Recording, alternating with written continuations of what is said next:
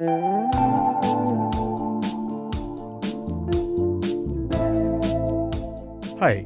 I'm Gregg LeFevre, and this is The Compulsive Storyteller, a series of short personal stories where we explore the idea that truth can be stranger than fiction. This week's episode is entitled Gregg's Eggs.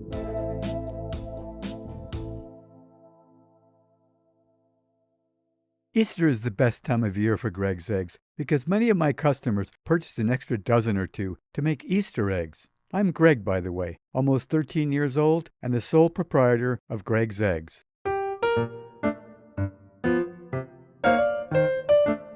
My card reads, Gregg's Eggs, Grade A, farm fresh, every day. The flip side bears an essay entitled, What is a Grade A fresh egg?, which I cribbed from various FDA regulations. A Grade A fresh egg is one that has been refrigerated at 40 degrees after it has been collected and must have an air pocket no larger than 3/16 of an inch. When you peel a hard-boiled egg, the flat end is where the air pocket was. The shell must be free from cracks, dirt, stains, and mottling, and the inside must be free from large blood spots, bloody whites, green whites, rot, stuck yolks, blood rings, embryos, and other foreign materials. My mom sort of discovers fresh eggs. The two of us are driving in the countryside outside Utica one day when she decides to pull into a small poultry farm with a humorous sign out front that reads, Wilson's Poultry Farm, 10,000 employees and counting. My mother is a pretty woman and can talk her way into almost any situation, which today is a large chicken coop.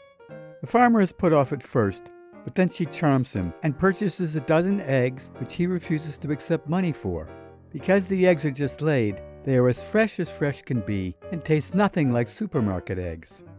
The FDA regulations limit the size of the air pocket in an egg, so grocery stores cheat by waxing the shell, which prevents evaporation and keeps the air pocket the same size for months, but the egg loses much of its farm fresh flavor. My whole family agrees that these are the best eggs we've ever tasted, and the drive to the farm becomes a weekly outing. Next, my mother decides that anyone who tastes such fresh eggs will want more, and Gregg's Eggs is born. I am outfitted with a new red Radio Flyer Kids pull wagon loaded with 24 hand-labeled gray cardboard boxes of eggs. I go to the front door of every house on our street, Bonnie Bray, ring the bell, then begin my pitch. Many of the housewives on the block already know and like me because I'm also their paper boy, delivering the Utica Observer-Dispatch, our local newspaper, throughout the neighborhood. Good morning, ma'am. I'm Gregg from Gregg's Eggs, and I want to give you a free dozen eggs, which were actually laid only yesterday. And if you don't think they're the best eggs you've ever tasted, you don't have to pay for them. But if you do, I hope you will subscribe to a dozen farm-fresh Gregg's Eggs every week from now on. A cute little kid with a great product is a winning combination.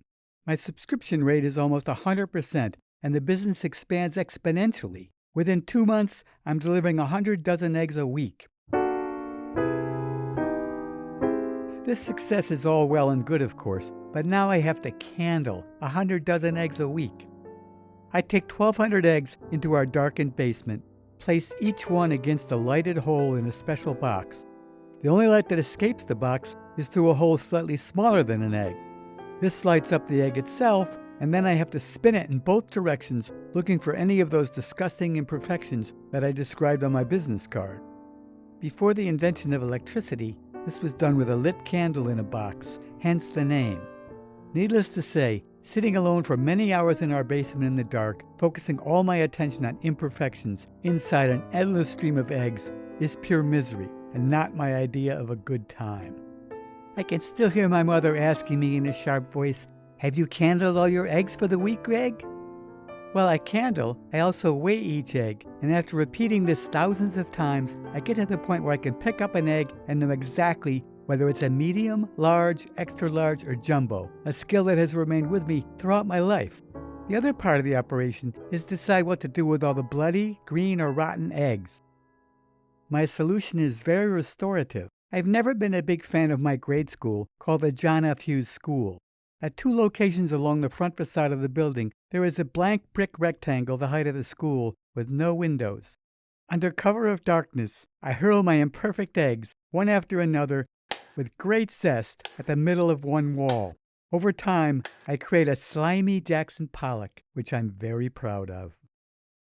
The other problem with the egg business is that all the eggs have to be delivered by me.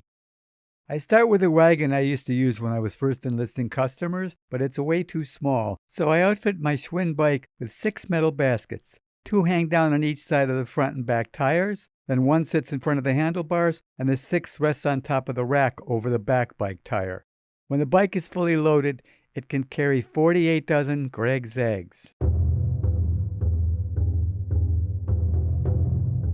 What I have created, however, is a rolling doomsday machine. A scrambled egg accident waiting to happen because the bike's kickstand isn't designed to handle this sort of load.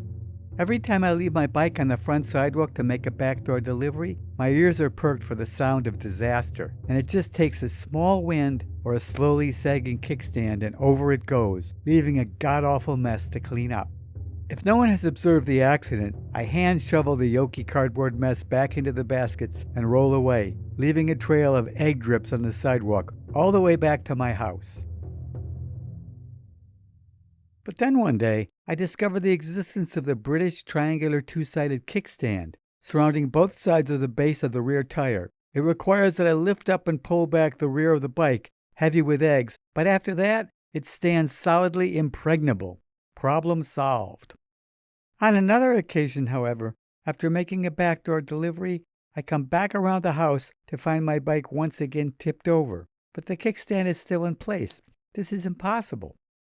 A real mystery, which is resolved when on a nearby street, I bike past Dick Wheeler, my grade school's biggest bully. The previous year, when I gave him grief for abusing some little kids on the playground, he came charging at me. I ducked down and held out a straight arm to fend him off. In a serendipitous accident, my hand slipped into the pocket of his new jean jacket and ripped it wide open. Instead of thrashing me, he broke into tears, crying, "My mom is going to kill me for this." By bringing the high school bully to tears, I was briefly the hero of the playground. Now, though, it looks like he's finally found a cowardly way to get even. I'm going to have to keep an eye out for him from now on. I am also blessed with some real wacko customers. Halfway up Bonnie Bray, there are 2 large, older, well-maintained houses, which share a landscaped vacant lot between them. One is occupied by the Dreschers, who once tipped me a nickel at Christmas time. The other by the Caligiros, who are big tippers, but rumored to have mob connections. What starts out as a disagreement about who's responsible for cutting a narrow strip of grass in the middle of their shared lot spirals out of control into a real feud. First, there are large deliveries of unordered pizzas to the Caligiros, followed by many false alarm calls that bring multiple fire engines to the dressers.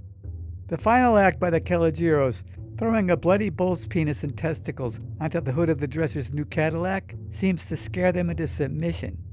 Trying to deliver eggs and newspapers in the midst of such madness makes me feel like a medic maneuvering in an active war zone. Throughout all the trials and tribulations of Gregg's eggs, the business keeps expanding, and my parents are quite proud of me.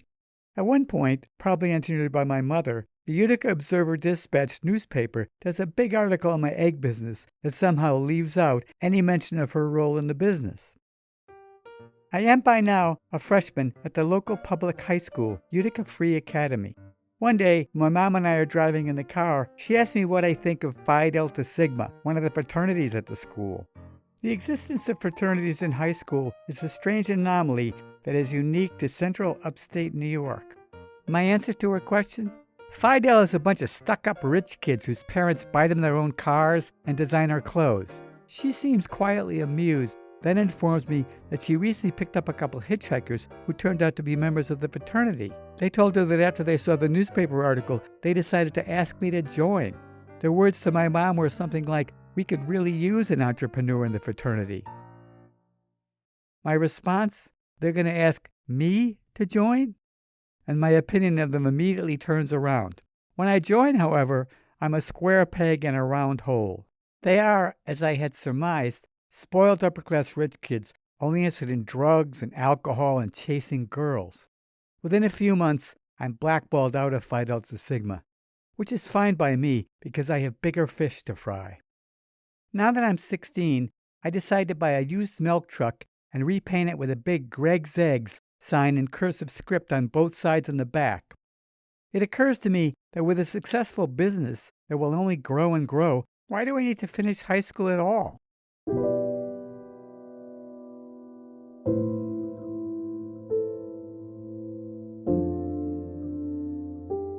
Sadly, when my parents discover my plans, it spells the end of Gregg's Eggs. They present a united front, both insisting that I not only not buy the truck, but I give up the egg business altogether and concentrate on my studies and getting into a good college. I can't believe it. In the blink of an eye, all my hard work and trouble go down the drain. It takes me a long time to recover because for years, my whole identity has been tied up in Gregg's Eggs. There is one thing, though, that I've learned in all this for sure. If you want to start a successful business, find a small egg farmer to partner with and start delivering fresh eggs. You can't go wrong. Coda. Many years after the events described here, when I become an artist in New York City, the gallery where I show my work is located in an old landmark building on Broadway in Soho, which has just been purchased by a foreign businessman named Mr. Ito, who is considered to be the king of the egg business in Japan. Because I am having an exhibition of my work in a gallery in the building at the same time that he makes his first visit to survey his property, I'm invited to the grand opening and very Japanese reception for him. It's packed almost exclusively with well-dressed Japanese people. There's a raised dais up front where sits Mr. Ito. Along both sides of the room are long tables covered with sushi laid out in elaborate designs. When the master of ceremony welcomes Mr. Ito, many in the quiet, reverential crowd bow to him. He then speaks to the group at length in Japanese. When Ito's remarks are finished, many of the people in the room form a reception line leading up to the dais. In spite of his business attire, I can't help but see him as a powerful samurai seated on his throne. I get online because I want to tell Ito about my egg business, and only wish that I had one of my Gregg's Eggs Grade A Farm Fresh Everyday cards with me. When I finally reach the dais, I start to speak to him through an interpreter. Everyone around me looks embarrassed as I start to tell him the story of Gregg's Eggs, one professional eggman to another. Ito is not amused and speaks in Japanese to one of the attendants, at which point I'm cut off mid-sentence and gently pushed along to make room for the next person online. Gregg's Eggs may be gone, but is not forgotten, at least by me. I still have the last Gregg's Eggs business card in existence anywhere on the planet.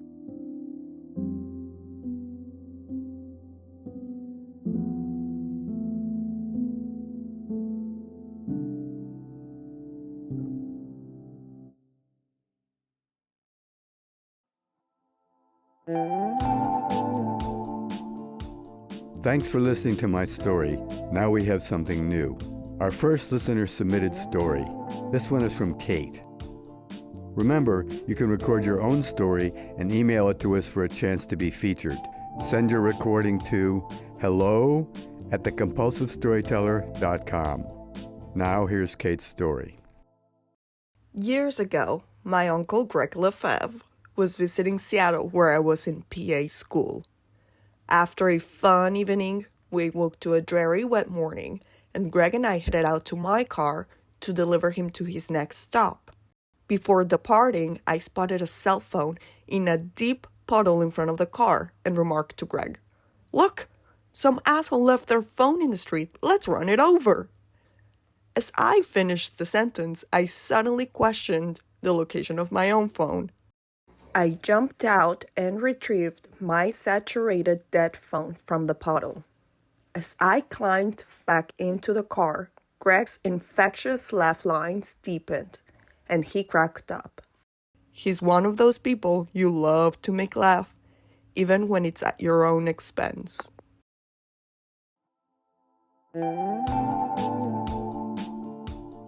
The Compulsive Storyteller is now co-produced by Gregg LeFevre and Fadia Montserrat, who's also arranged the music and created the special effects. Emily Ramon does design, research, editing, and marketing. Peter Kokoma has made our theme music and for many seasons co-produced the show with me.